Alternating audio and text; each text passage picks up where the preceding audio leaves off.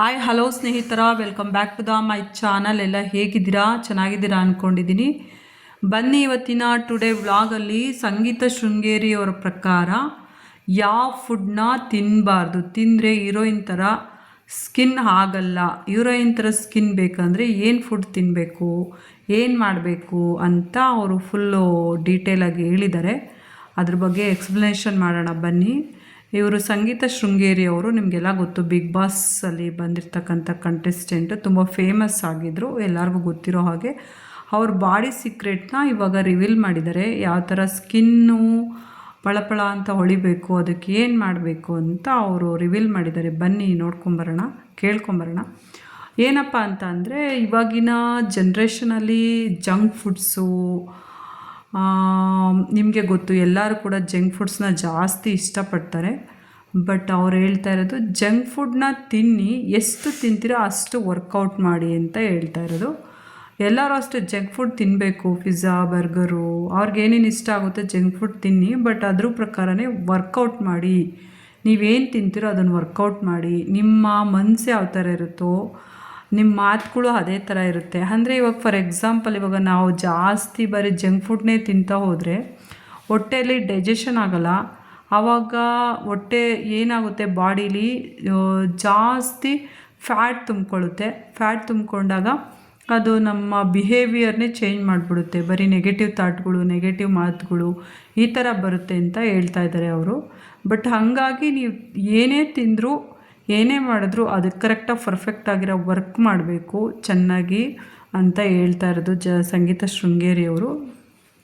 And ಏನಪ್ಪ ಅಂದರೆ, ಇವಾಗೆಲ್ಲ ನಿಮಗೆಲ್ಲ ಗೊತ್ತು, ಕೆಮಿಕಲ್ ಮಿಶ್ರಿತ ಆಹಾರ ಅಂತಲೇ ಹೇಳ್ಬೋದು.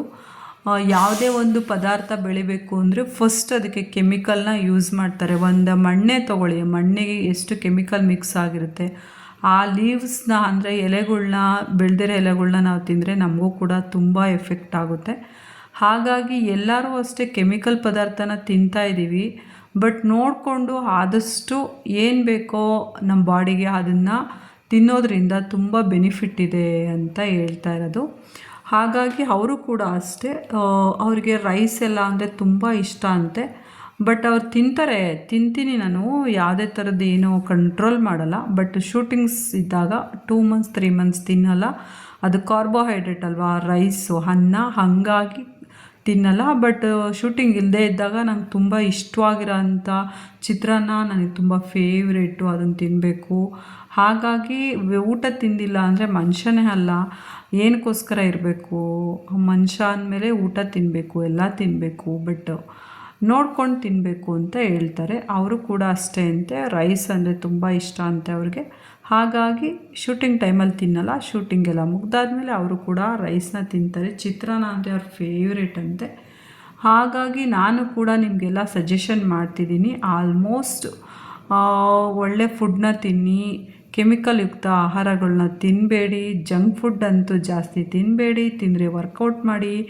ಎಲ್ಲರಿಗೂ ಕೂಡ ಆರೋಗ್ಯ ಅನ್ನೋದು ಇಂಪಾರ್ಟೆಂಟು ಈ ಜನ್ರೇಷನಲ್ಲಿ ಅಂತ ಹೇಳ್ತಾ, ವಿಡಿಯೋನ ಎಲ್ಲರೂ ಲೈಕ್ ಮಾಡಿ, ಕಮೆಂಟ್ ಮಾಡಿ, ಇಷ್ಟ ಆದರೆ ಬೇರೆಯವ್ರಿಗೆ ಶೇರ್ ಮಾಡ್ಕೊಳ್ಳಿ, ನನ್ನ ಚಾನಲ್ಗೂ ಕೂಡ ಸಬ್ಸ್ಕ್ರೈಬ್ ಮಾಡಿ ಅಂತ ಹೇಳ್ತಾ, ನೀವು ಕೂಡ ಅದೇ ಥರ ಫಾಲೋ ಮಾಡಿ, ಆರೋಗ್ಯನ ಚೆನ್ನಾಗಿಟ್ಕೊಳ್ಳಿ. ಆರೋಗ್ಯವೇ ಭಾಗ್ಯ ಅಂತ ಹೇಳ್ತಾರೆ ಎಲ್ಲರೂ ಕೂಡ ಹಿರಿಯರು. ನಮ್ಮ ಹಿಂದಿನ ಕಾಲದವರು ಅಷ್ಟೇ ಚೆನ್ನಾಗಿರ್ತಿದ್ರು. ಅಂದರೆ ಅದಕ್ಕೆ ಸೀಕ್ರೆಟ್ ಅಂದರೆ, ಅವರು ಬೆಳಗ್ಗೆ ಎದ್ದಿದ ತಕ್ಷಣ ಚೆನ್ನಾಗಿ ಕೆಲಸ ಮಾಡೋರು, ಹೊಲ್ದಲ್ಲಿ ಕೆಲಸ ಮಾಡೋರು, ಮನೇಲಿ ಕೆಲಸ ಮಾಡೋರು, ಅದ್ರ ತಕ್ಕನಾಗಿ ಫುಡ್ನ ತಿನ್ನೋರು. ಹಂಗಾಗಿ ಅವ್ರು ಫಿಟ್ನೆಸ್ ಆಗಿದ್ದರು. ಇವಾಗಿನ ಜನ್ರೇಷನಲ್ಲಿ ನಿಮಗೆಲ್ಲ ಗೊತ್ತು, ಆ ಥರ ವರ್ಕೌಟ್ ಆಗಲಿ, ಆ ಥರ ಕೆಲಸಗಳಾಗಲಿ ಯಾರೂ ಮಾಡಲ್ಲ. ಹಾಗಾಗಿ ಎಲ್ಲರೂ ಕೂಡ ಚೆನ್ನಾಗಿ ಬಾಡಿನ ಇಟ್ಕೊಳ್ಳಿ. Skin important, hair important, body important, ಎಲ್ಲನೂ ಇಂಪಾರ್ಟೆಂಟು. Thank you guys. ಇನ್ನು ನೆಕ್ಸ್ಟ್ ವಿಡಿಯೋದಲ್ಲಿ ಮತ್ತೆ ಬ್ಯೂಟಿ ಟಿಪ್ಸ್ನ ತೊಗೊಂಡು ಬರ್ತೀನಿ ನಿಮಗೆ ಅಂತ ಹೇಳ್ತಾ ಈ ವಿಡಿಯೋನ ಎಂಡ್ ಮಾಡ್ತಾಯಿದ್ದೀನಿ. ಬಾಯ್, ಟೇಕ್ ಕೇರ್ ಎಲ್ಲರಿಗೂ. Thank you lot.